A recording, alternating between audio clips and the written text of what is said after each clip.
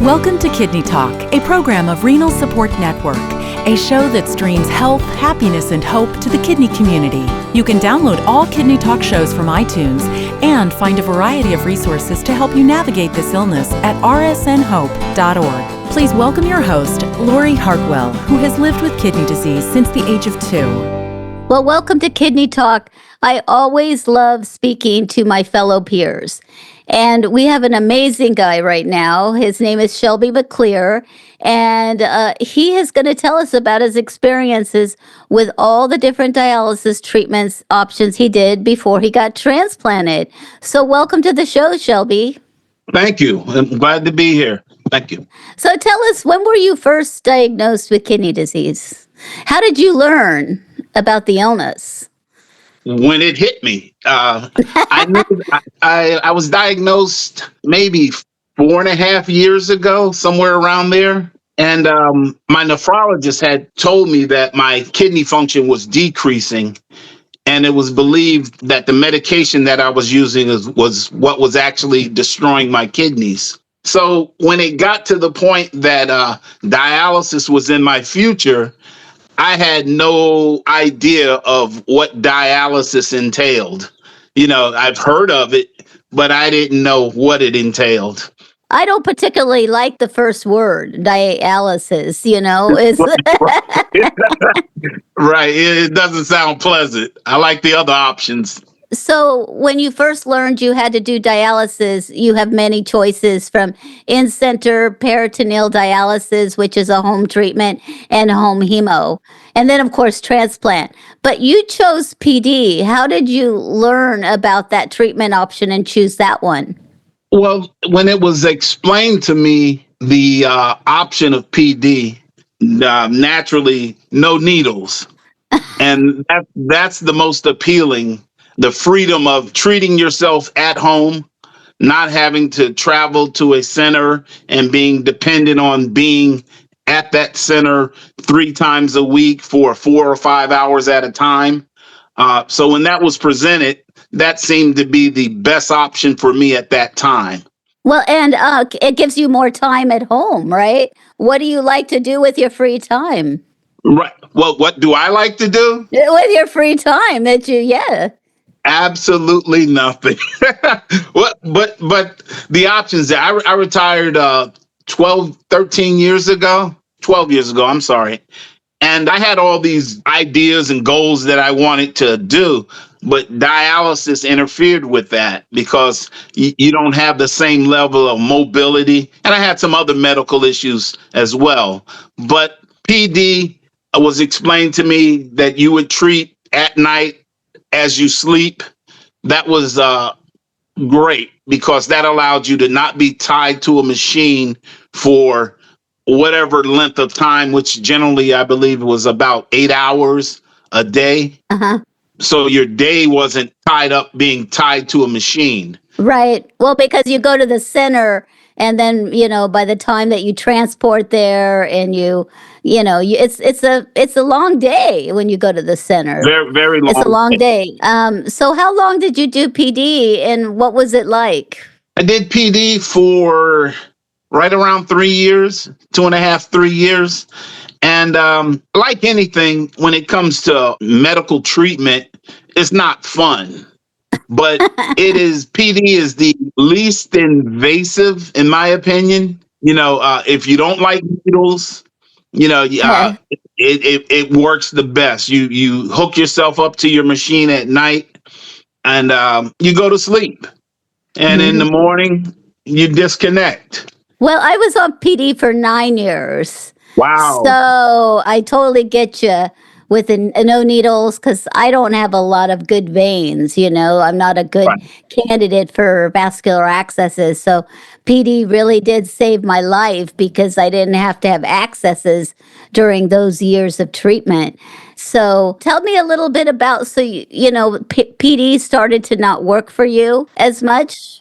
Correct. I wasn't meeting goals, the level of blood cleaning. Mm-hmm. I wasn't meeting that goal. So it was determined that my body was not working with the effectiveness of the system to continue to be a viable means for me. Well, it's really sad, but our peritoneal cavity takes a beating sometimes after being on PD so long, and it doesn't absorb or clear. It doesn't filter as well.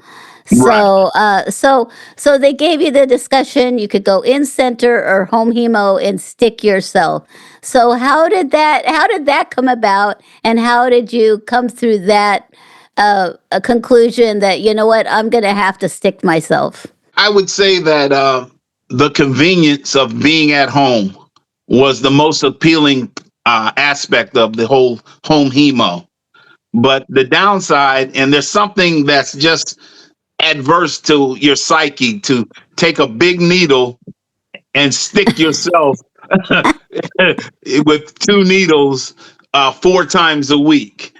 But the options are so limited in the sense that you want to live a long life, and when it's presented that you can have a numbing cream, which makes it a lot more tolerable to access your access, and it wasn't that bad.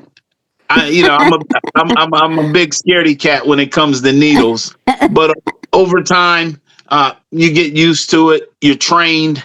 You're comfortable with the system, and it worked great for me.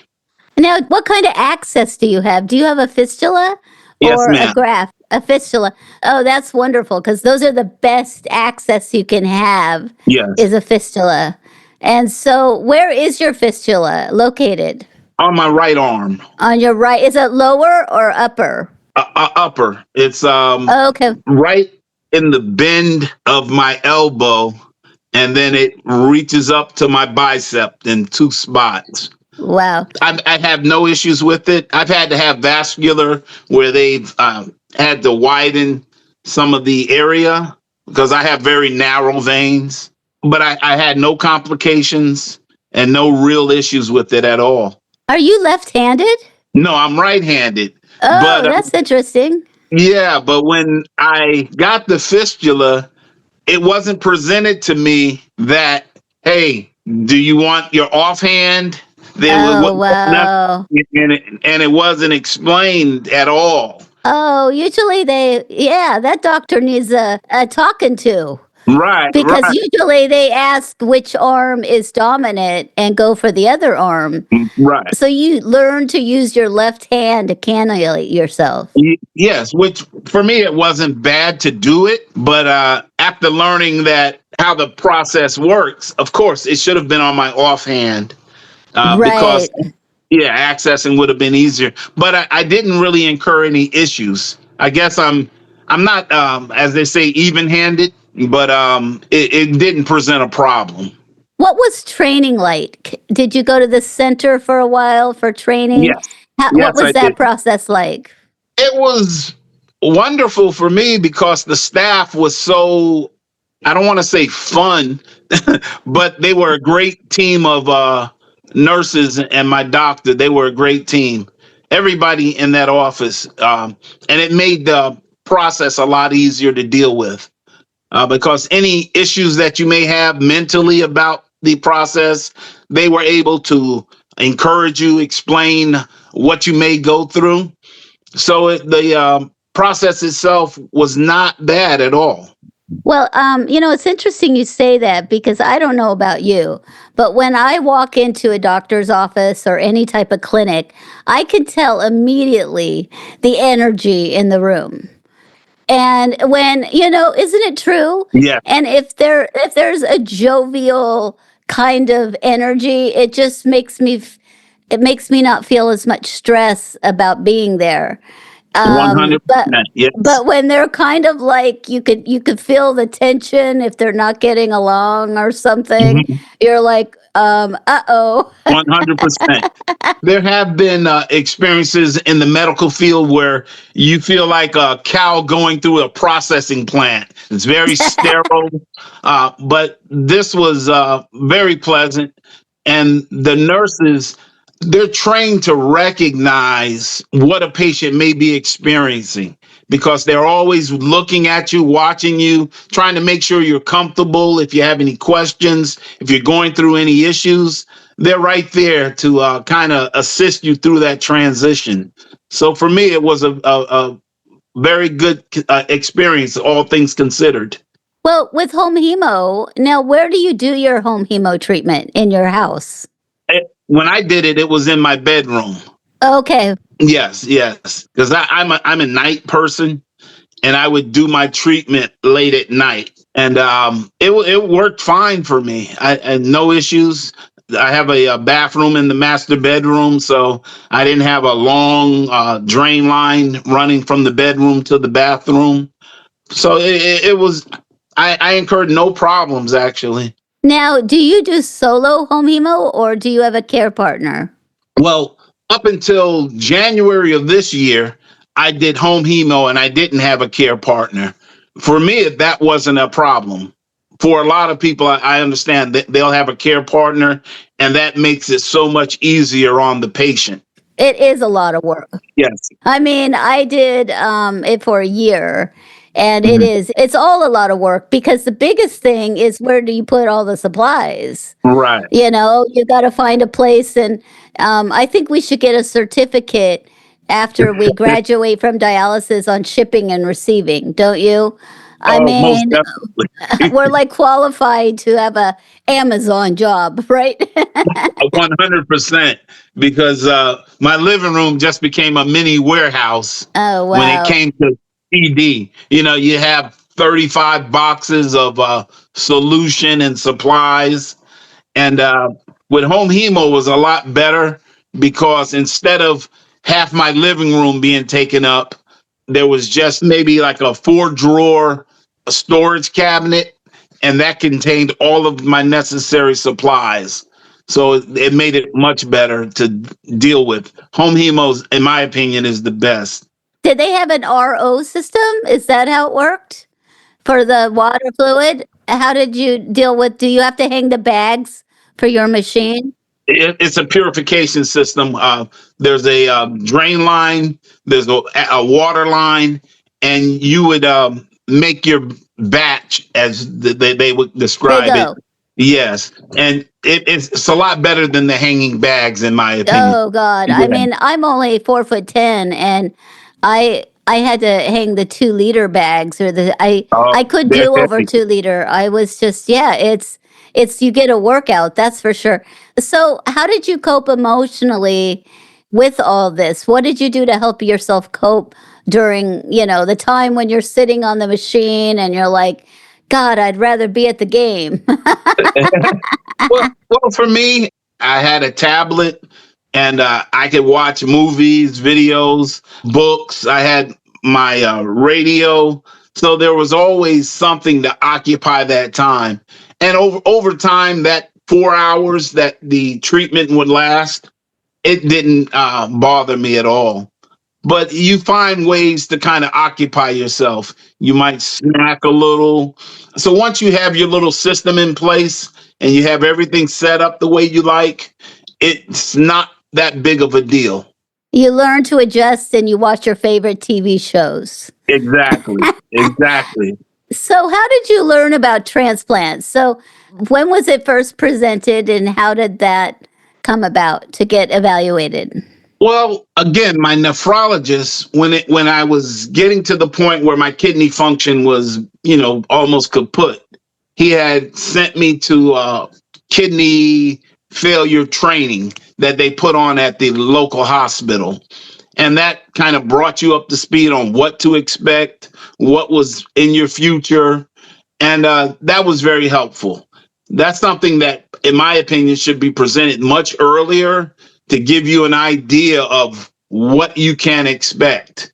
And actually, it should be presented maybe years before you have kidney failure for people that are non-compliant. Maybe that'll scare them into becoming compliant before they need dialysis. But I was well prepared.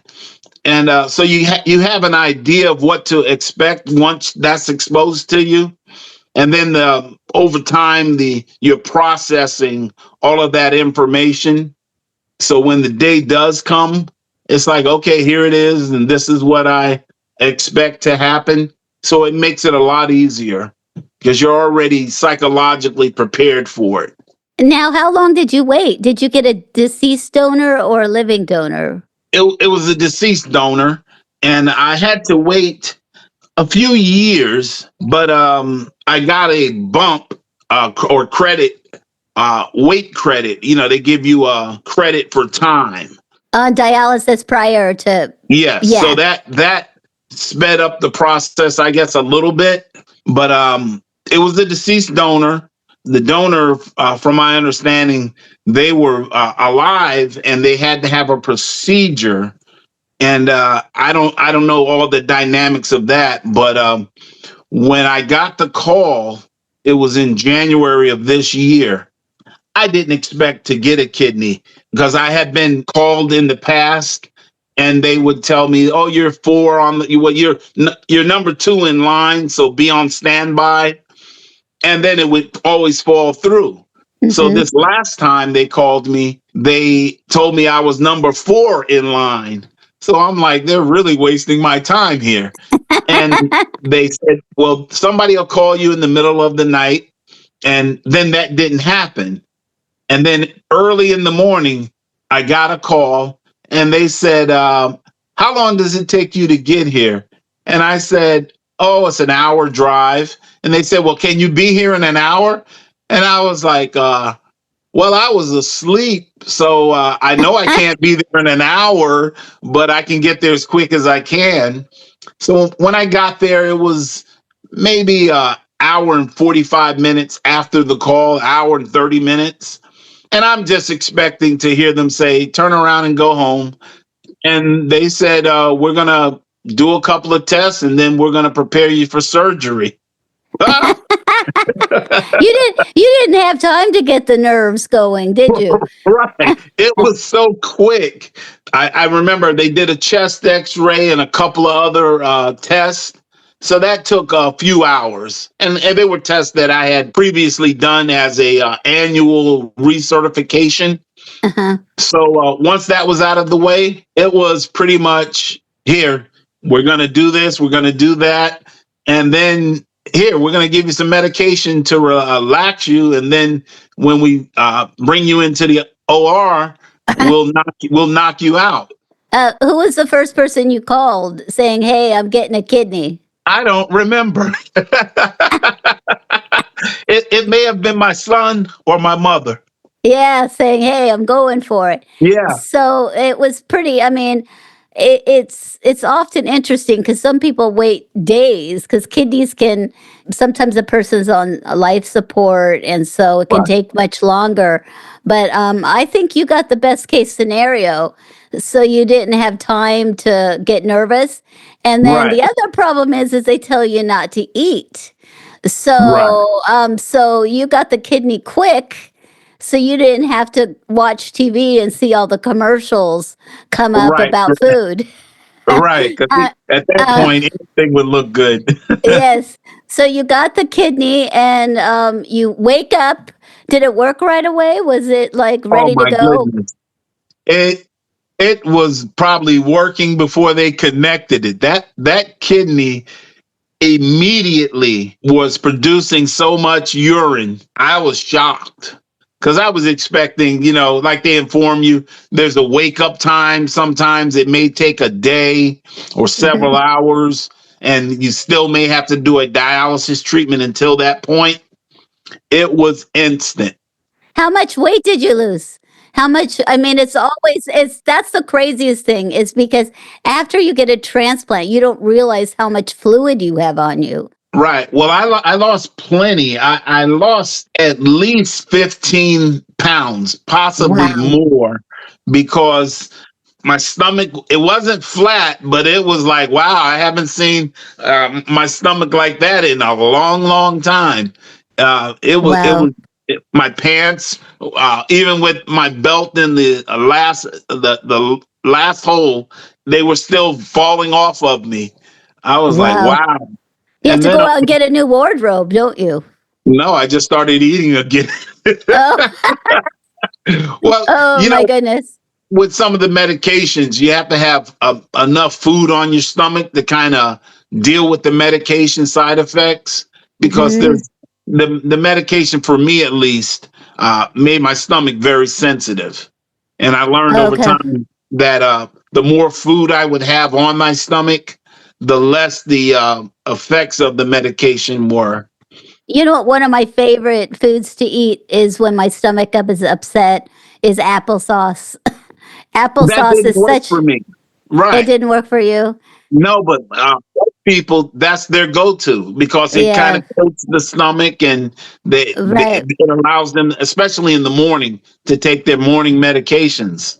So, how did you feel after transplant? Did you feel a big difference in your energy level, or? It was very noticeable.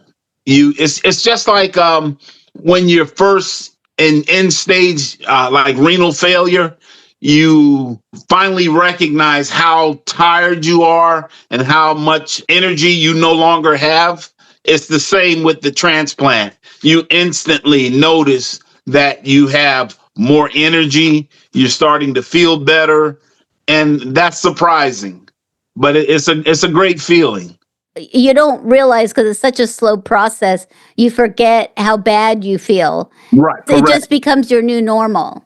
And Correct. so, and and it's interesting because I've had 4 transplants Oh, and my first 2 didn't work, but my third one lasted 20 years. And then wow. my fourth one's been 14 years. And Wow. so Hey, people always ask me, why did I get my third, because of not having. And I'm like, dialysis is always waiting for me. I can always do that, but I can't always get a transplant. And my first 2 transplants were before technology took place. Like okay. all the great, that nobody wanted them back in when I first got the first 2. But Wow. it's such a gift. I always like to think about how grateful I am to, all the people involved who donated a kidney. Do you know anything about your donor? Very, very little. They told me after a year that if the family is willing, that I would be able to communicate with them and maybe get some of my questions answered. I believe my donor was a female. I think she was around my age. As long as I don't start painting my nails and getting a perm, I think I'll I think I'll be okay. But I My, haven't noticed any personality I changes know. or anything like that. I, I would love to know her story. I would really love to know her story. But I'm thankful. I would make a joke that I got a deceased donor from a male, and I started to leave the toilet seat up. I was kidding, Right. And he but bought a razor because there was this incredible urge to change. exactly, Right. But exactly. yeah, but no. So, what do you do to help advocate and educate others now? And I have to tell you, Shelby, I can't tell how old you are. You said you're retired, but you Yeah. look about 42 to me or 46. I And love I don't know what face cream you use, but I'm sitting here doing the math. Like you look very young. I was born in 61. I'll be Okay. 64 in November, Lord willing. Oh, okay. Well, you don't look 64. Thank you. Maybe compared to what I looked like at 40 something, I look 64. But no, yeah. Maybe. Yeah, I but know it was. So how do you help advocate for others and, to learn about kidney disease now that you know about it a little bit more? well, now, it's a talking point whenever you meet somebody. For example, I had to go back to vascular while I was still on home hemo because my access was narrow. And while I was there, I wind up talking to a couple of gentlemen that were in the vascular center getting surgery. And we talked, and they had a ton of questions. And it was just always, what to expect and that it's better than the options, because you always hear of people that say, well, I'll just die. They're non-compliant with treatment, or they don't want to go through that process for whatever reason. But these gentlemen, they were very eager to receive information. They had a lot of questions, and they were my age range. The only thing now I tell people is take care of yourself. because you don't know. Sometimes it's not in your power. It has nothing to do with diet. It has nothing to do with behavior. It can just be a medical issue. It can be organic in the sense that you have no control over it. But I believe in the majority of cases, it's diet and behavior. And those are the people you try to reach in some kind of way deep down inside and explain, hey, you don't want to do this if you can prevent it.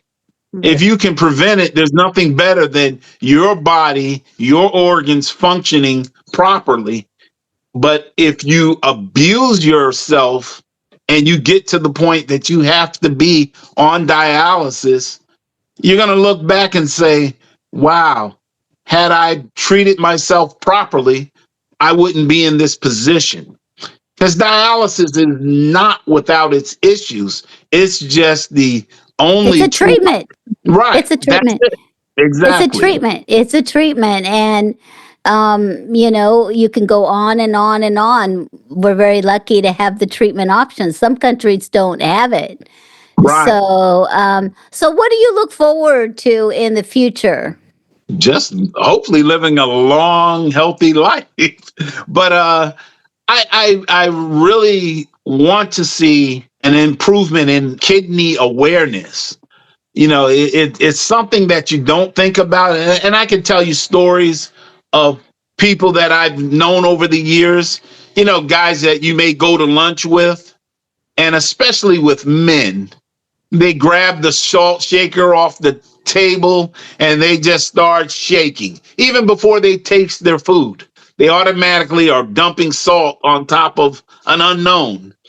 And if you protect your body a little more, you'll have so much more quality of life. We can't guarantee longevity, but we can guarantee quality of life when it comes to the things that we can control. Well, I'm curious. Do you like to cook? Well, I used to. I used to love to bake. Years ago, I got out of cooking. Well, I cook out of necessity. I don't enjoy it anymore.